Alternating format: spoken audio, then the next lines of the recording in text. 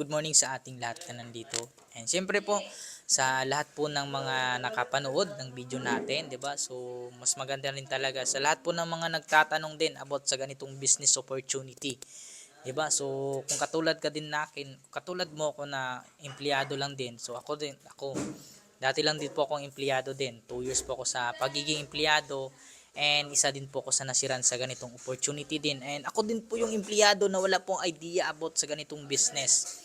Pero sa kagustuhan ko din po talaga na matuto kasi nga gusto ko din po talaga na magbago na yung buhay, 'di ba? So merong changes na mangyari sa buhay natin. 'Di ba? So inaral ko lang din po talaga, nagtanong po ko sa tao na yun na ano ba talaga tong ganitong opportunity, makakatulong ba talaga to sa akin. So inaral ko lang din po, nagtanong po ako and right now, 'di ba? So sa dating empleyado, naging entrepreneur, naging negosyante, ibang-iba na din po talaga yung buhay natin. Sa tulong po ng community natin dito sa